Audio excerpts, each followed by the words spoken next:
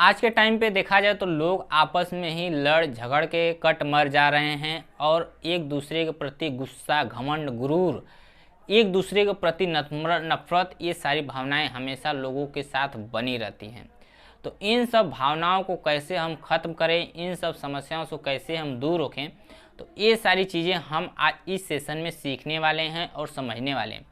क्यों ये सब सारी चीज़ें होती हैं, क्यों लोगों के सामने ये सब सारी चीज़ें फेस होती हैं, तो उसी फेस को हम एक अच्छी तरीके से एक अच्छी छोटी सी मोटिवेशन स्पीच या मोटिवेशन शब्दों के बारे में और मोटिवेशन तरीके से उसे समझने की कोशिश करने वाले हैं।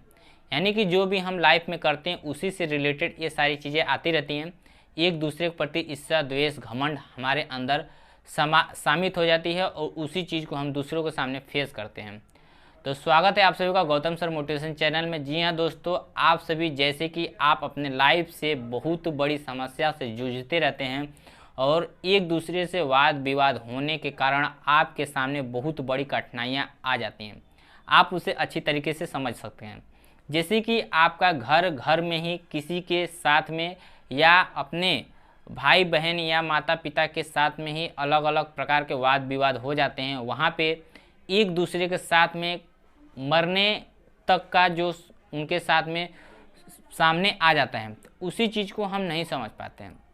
यानी कि जब ऐसी कंडीशन आए तो इस कंडीशन में हमें चुप रहना ही सबसे बड़ी बुद्धिमानी कहलाती है।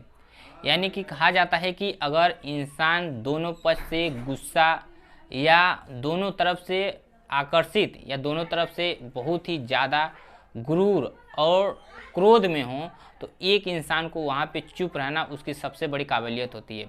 तो उस काबिलियत में यही कहा जाता है कि जो इंसान अपने अंदर में चुप रहने की जिज्ञासा जगा लेता है तो वे उसकी एक अच्छाई बन जाती है। दूसरों को सामने वो मूर्खता का उपयोग नहीं करता है, वह उसकी बातों को सुन के अपने आप में सब कुछ समाहित कर लेता है। और जो दूसरा वाला इंसान रहता है वो बोल बोल के अपने आप को शांत कर लेता है क्योंकि उसका आंसर नहीं मिलता है। तो हमें कहीं कहा गया है कि दो कान एक मुंह किस लिए दिए हैं कि ज़्यादा सुनो और कम बोलो। तो इसी चीज़ का हमें यूज करना है कि ज़्यादा सुने और कम बोलें और सोच समझ के बोलें, उसी में हमारी बुद्धिमानी है।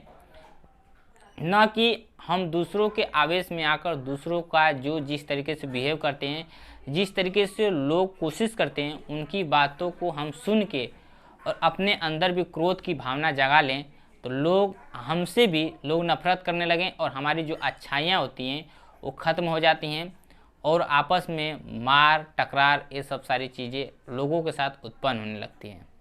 तो इसमें यही हमें सिखाती है कि हम लोगों के सामने कैसी भी क्रिटिकल समस्या के साथ में जूझते रहें, लेकिन अगर देखा जाए सामने वाला बंदा बहुत ही ज़्यादा क्रोध में है तो हमें शांत रहना ही बहुत ही हमारे अंदर बुद्धिमानी की बात होती है।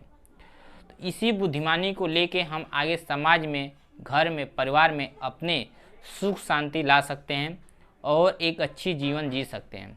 आप हमेशा अपने आप को एक शांत माहौल में रहने की कोशिश कीजिए और दूसरों के साथ में जो गुस्सा घमंड है उसे कम करने की कोशिश कीजिए। यानी कि आपका परिवार आपके साथ और आपकी बिहेवियर अच्छी तरीके से एक रंग ला सकती है। जो भी सारी चीज़ें होती हैं हमें अपने आप से ही होती है, न कि कोई हमें दूसरा सिखाते हैं। जो भी हम करते हैं अपने आप से करते हैं, अपने आप को ही हमें कंट्रोल करना है, तभी हम दूसरों को कंट्रोल कर पाते हैं। सबसे पहले हमें खुद पे विश्वास करना है, फिर हमें दूसरों के ऊपर विश्वास करना है। इस तरीके से आप अपने वाद विवाद को ख़त्म कर सकते हैं और दूसरों के साथ हो रहे बड़े बड़े अन्याय, भ्रष्टाचार को आप रोक सकते हैं। क्योंकि हर इंसान का माइंड जो है बहुत ही गर्म होता है, उसे कंट्रोल करना सबके बस की बात नहीं होती। इसीलिए अगर सामने वाला बंदा बहुत ही क्रोध में है तो हमें अपने आप को रिलैक्स फील और एकदम शांत माहौल बना के उसके साथ में बातें करने के तरीके ढूंढने चाहिए। तो चलिए हम ऐसे ही कुछ अच्छी बातें और अच्छे लाइफ से रिलेटेड बातें बताने की कोशिश करते रहेंगे। तो मिलते अपने ऐसे ही कुछ अलग अलग टिप्स के लेके नेक्स्ट सेशन में।